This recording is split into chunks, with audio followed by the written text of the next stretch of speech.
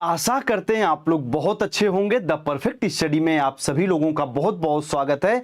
आप में से कई स्टूडेंट लगातार इंतजार कर रहे थे कि सीटेट का नोटिफिकेशन कब तक रिलीज होगा, कब तक आउट होगा। तो पूरी इंफॉर्मेशन हम लोग इस वीडियो में समझेंगे। आपके सीटेट का नोटिफिकेशन आ तो चुका है, लेकिन उससे रिलेटेड कुछ इंपॉर्टेंट बातें हम लोग समझ लेते हैं। एलिजिबिलिटी क्राइटेरिया के बारे में समझ लेते हैं, लास्ट डेट को लेकर समझ लेते हैं। यदि आप यूपी टेट का फॉर्म भर दिए हैं तो सीटेट का फॉर्म आपको भरना चाहिए कि नहीं चाहिए, इससे संबंधित भी हम लोग चर्चा करेंगे। सबसे पहले आप लोग ये नोटिस देख लीजिए, और ये नोटिस बिल्कुल आपकी ऑफिशियल है। ये नोटिस बिल्कुल आपकी ऑफिशियल है, वेबसाइट पे जाके भी आप लोग चेक कर सकते हैं।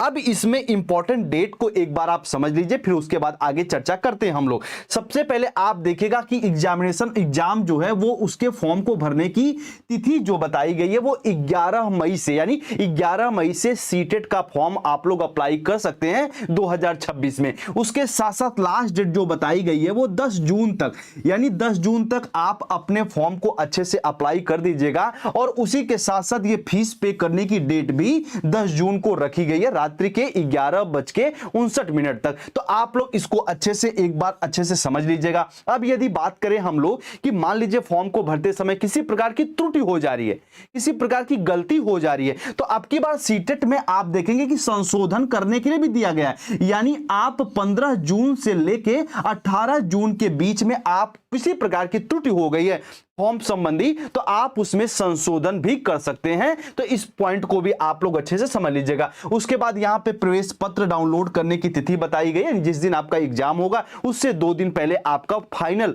एडमिट कार्ड आपको देखने को मिल जाएगा। और यहां पे एग्जाम डेट जो है वो टेंटेटिव है, यानी प्रस्तावित है, या आगे भी बढ़ सकती है। यहां पे स्टार लगा हुआ है। वैसे मान के चलिए कि यहां पे बताया गया है कि 6 सितंबर को आपका एग्जाम होना है, ठीक है, ये बताया गया, लेकिन ये आगे भी बढ़ सकता है या फिर इसी डेट पे भी हो सकता है। और रिजल्ट बताया गया कि अक्टूबर के अंत तक आ सकता है। तो ये बेसिक इंफॉर्मेशन है, यानी कुल मिला के आपके लिए जो इंपॉर्टेंट है कि 10 जून से पहले पहले आप लोग अपने फॉर्म को अच्छे से अप्लाई कर दीजिएगा।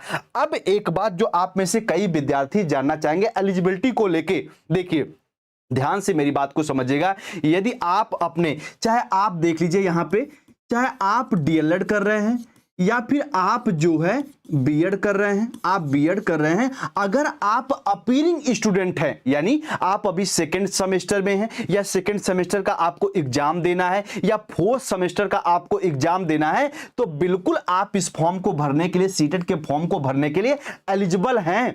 ये डाउट बिल्कुल क्लियर कर लीजिए। आप यहां वहां ढूंढते फिरते रहते हैं, लगातार आप देखते हैं कमेंट में मैसेज करते रहते हैं कि सर अभी हम सेकंड सेमेस्टर में हैं, फोर्थ सेमेस्टर में, तो क्या फॉर्म को भर सकते हैं कि नहीं। बिल्कुल आप अपने फॉर्म को भर सकते हैं, क्योंकि एनसीटी की गाइडलाइन है कि यदि आप बीएड में या डीएलएड में एडमिशन ले लिए हैं, तो यदि कोई एलिजिबिलिटी यहां पे एग्जाम होता है, आप उसके फॉर्म को भरते हैं, आप क्वालिफाई कर जाते हैं, आपका सर्टिफिकेट मान्य होगा, तो आप लोग अच्छे से एग्जाम यदि आप देना चाहते हैं तो बिल्कुल आप भर सकते हैं, यानी आपकी एलिजिबिलिटी अपीयरिंग है। उसके साथ साथ यदि आप पास आउट हो चुके हैं, आपका बीएड हो गया, डीएलएड हो गया, तब तो आप बिल्कुल फॉर्म को अप्लाई कर ही सकते हैं, ठीक है। अब ध्यान समझ लीजिएगा, जो बीएड वाले बच्चे हैं वो पेपर 2 देंगे, और जो डीएलएड वाले बच्चे हैं वो पेपर 1 और उसके साथ साथ पेपर 2 दोनों देंगे। इस बात को आप लोग समझ लीजिएगा। पेपर 2 जब हम कह रहे हैं तो जूनियर लेवल की बात कर रहे हैं, 6 to 8 की बात कर रहे हैं। तो ये एलिजिबिलिटी संबंधी उम्मीद करते हैं कि आपके डाउट अच्छे से क्लियर हो गए होंगे। उसके साथ साथ यदि हम लोग बात करें थोड़ा सा यहां पे कि सीटेट में कितने पेपर होंगे, तो बहुत बच्चों के डाउट बने रहते हैं। यहां पे देख लीजिएगा, ये नोटिफिकेशन है, टोटल आपके 2 पेपर होने वाले हैं, टोटल 2 पेपर। कई दफा बच्चों को कई वीडियो मिल जाती हैं यूट्यूब पे कुछ इसी प्रकार से कि 3 पेपर होगा, टीजीटी के लिए भी पेपर होगा। ऐसी कोई बात नहीं है, 2 ही पेपर आपके होने वाले हैं। तो उम्मीद करते हैं कि अब आपकी जो बेसिक अंडरस्टैंडिंग है सीटेट को लेके वो क्लियर हो गई होगी। बाकी बहुत जल्दी इसके सिलेबस को लेके भी हम एक वीडियो बना देंगे, ताकि आप भी अच्छे समझ पाए कि आपको क्या क्या और कितना पढ़ना है। अब एक बात आप सभी स्टूडेंट के मन में आ रहा होगा कि चलिए सर ये तो बता दीजिए कि हम यूपी टेट का फॉर्म भर दिए हैं, तो क्या हमें सीटेट का फॉर्म भरना चाहिए कि नहीं चाहिए। देखिए बाबू, ये आपकी इच्छा पर निर्भर करता है। यदि आपको लग रहा है कि आपको उत्तर प्रदेश में जो टीचिंग एलिजिबिलिटी है उसको आप क्वालिफाई कर लेते हैं, आपको उत्तर प्रदेश में ही टीचर से संबंधित आपको जॉब लेना, तब तो ठीक है, आप यूपी टेट दे दीजिए। यदि आप सेंट्रल लेवल के या किसी अन्य स्टेट के एग्जाम को भी देना चाहते हैं जैसे आप बिहार में देना चाहते हैं, छत्तीसगढ़ में आप एग्जाम देना चाहते हैं, मध्य प्रदेश में आप एग्जाम देना चाहते हैं, तो बिल्कुल आप सीटेट के फॉर्म को भर दीजिए।